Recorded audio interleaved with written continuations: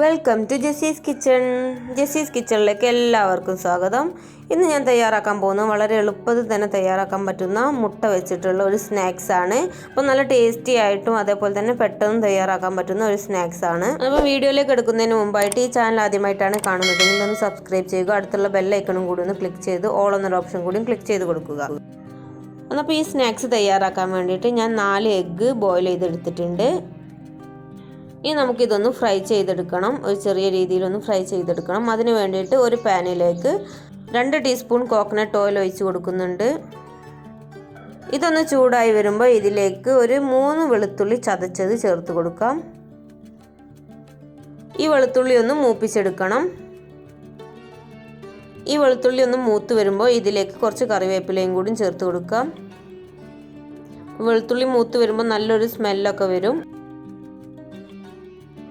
2 തണ്ട് കറിവേപ്പിലയും കൂടി ഇട്ട് കൊടുക്കാം. ഇനി ഇതിലേക്ക് ഒരല്പം ഉപ്പ് ചേർത്ത് കൊടുക്കാം.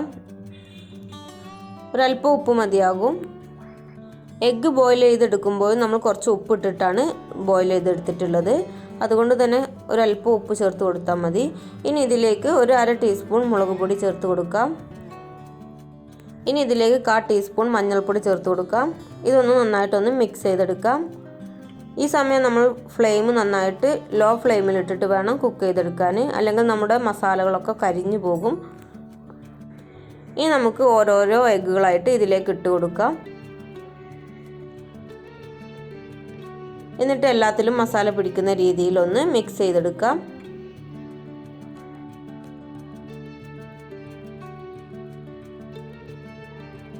അപ്പോൾ ഇത് ചെയ്തെടുക്കുമ്പോൾ നമ്മുടെ തീ നല്ല ലോ ഫ്ലെയിമിൽ ഇട്ടിട്ട് തന്നെ ചെയ്തെടുക്കാൻ ശ്രദ്ധിക്കണം. നമ്മുടെ മസാല ഒക്കെ നമ്മുടെ ഈ എഗ്ഗിലേക്ക് നന്നായിട്ട് പിടിച്ച് കിട്ടാൻ വേണ്ടിയിട്ട് നന്നായിട്ടൊന്ന് മിക്സ് ചെയ്തെടുക്കാം. അപ്പോൾ ഈ എഗ്ഗൊക്കെ നന്നായിട്ട് മിക്സ് ചെയ്തെടുത്തിട്ടുണ്ട്. ഇനി നമുക്കിത് മാറ്റി വെക്കാം. ഇനി ഈ സ്നാക്സ് തയ്യാറാക്കാൻ വേണ്ടിയിട്ട് കുറച്ച് മൈദ കുഴച്ചെടുത്തിട്ടുണ്ട്. മൈദയും ഉപ്പും വെള്ളവും അതേപോലെ തന്നെ 1 ടീസ്പൂൺ ഓയിലും ചേർത്ത് കുഴച്ചെടുത്തതാണ്. ഇനി നമ്മുടെ ഈ മൈദ നമുക്കൊന്ന് പരത്തിയെടുക്കണം. അതിനുവേണ്ടി കുറച്ച് പൊടിയൊക്കെ ഇട്ട് കൊടുത്ത് ഒന്നും കൂടി കുഴച്ചെടുത്ത് നമുക്ക് പരത്തിയെടുക്കാം.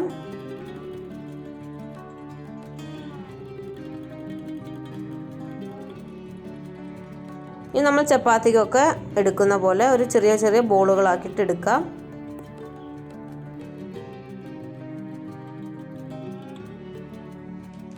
അപ്പോൾ ഈ ഒരു വലുപ്പത്തിലാണ് ഞാൻ എടുത്തിട്ടുള്ളത്. ഇനി നമുക്കിതൊന്ന് പരത്തിയെടുക്കണം. അപ്പം നമ്മൾ ചപ്പാത്തിക്കൊക്കെ പരത്തുന്ന പോലെ റൗണ്ടായിട്ടല്ല പരത്തിയെടുക്കുന്നത്. നമ്മൾ കുറച്ച് നീളത്തിലാണ് പരത്തിയെടുക്കുന്നത്.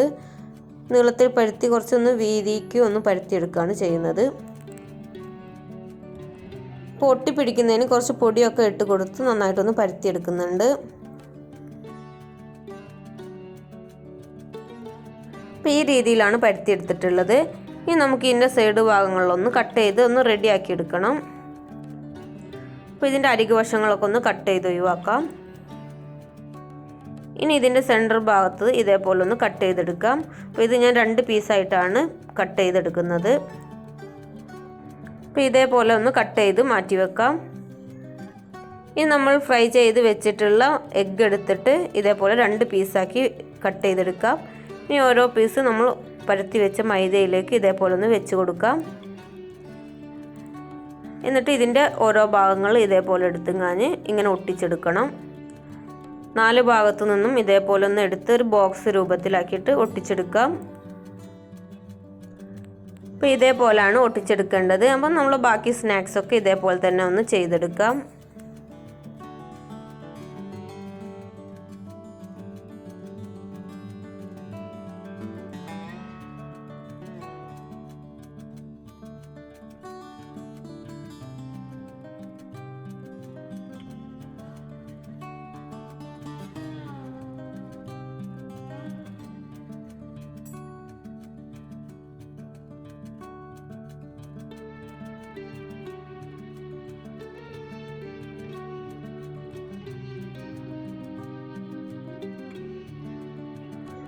അപ്പോൾ ഞാൻ എല്ലാ സ്നാക്സും ഇതേപോലെ ഒന്ന് ഒട്ടിച്ചെടുത്തിട്ടുണ്ട്. ഇനി നമുക്കിത് ഫ്രൈ ചെയ്തെടുക്കണം.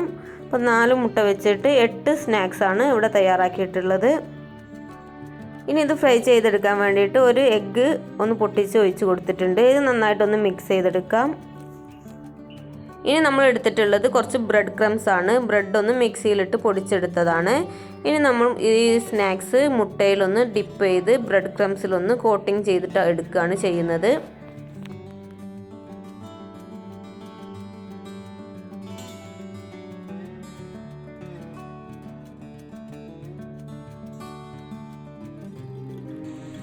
മുട്ടയിൽ ഡിപ്പ് ചെയ്ത് ബ്രെഡ് ക്രംസിലൊന്ന് കോട്ട് ചെയ്ത് എല്ലാ സ്നാക്സും ഇതേപോലെ ഒന്ന് എടുക്കാം.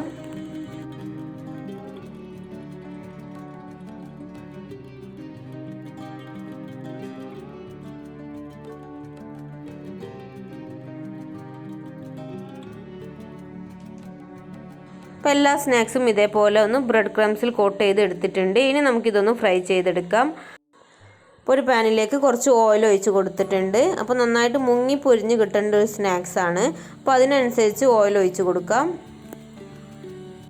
ഇനി ഓരോന്നായിട്ട് ഇട്ട് കൊടുത്ത് നമുക്ക് ഫ്രൈ ചെയ്തെടുക്കാം.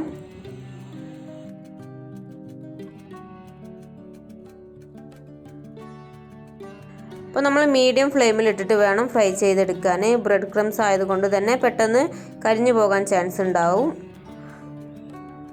ഇനി നമുക്കിതൊക്കെ ഒന്ന് തിരിച്ചിട്ട് കൊടുക്കാം.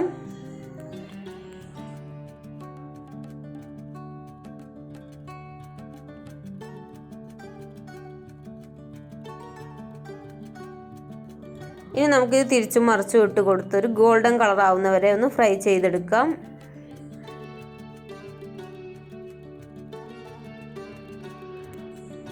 അങ്ങനെ ഇത് തിരിച്ചും മറിച്ചും ഇട്ട് കൊടുത്ത് നല്ല ഗോൾഡൻ കളർ ആവുന്നവരെ ഒന്ന് ഫ്രൈ ചെയ്തെടുത്തിട്ടുണ്ട്.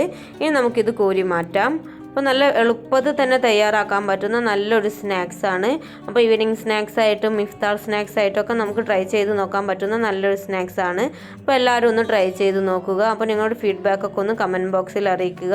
അപ്പോൾ ഇനിയും പുതിയ പുതിയ റെസിപ്പീസും വീഡിയോസുമായി വീണ്ടും കാണാം.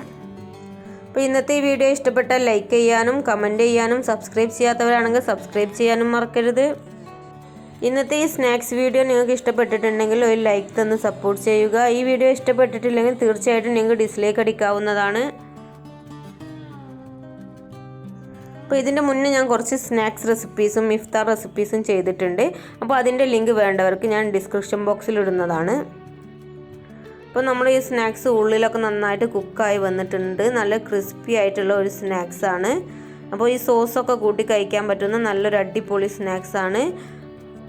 അപ്പോൾ വളരെ എളുപ്പത്തിൽ തയ്യാറാക്കാൻ പറ്റുന്ന നല്ലൊരു എഗ് സ്നാക്സ് ആണ്. അപ്പോൾ എല്ലാവരും ഒന്ന് ട്രൈ ചെയ്ത് നോക്കുക. അപ്പോൾ ഈ വീഡിയോ ഇഷ്ടപ്പെട്ടാൽ ലൈക്ക് ചെയ്യാനും കമൻറ്റ് ചെയ്യാനും സബ്സ്ക്രൈബ് ചെയ്യാത്തവരാണെങ്കിൽ സബ്സ്ക്രൈബ് ചെയ്യാനും മറക്കരുത്. Thanks for watching.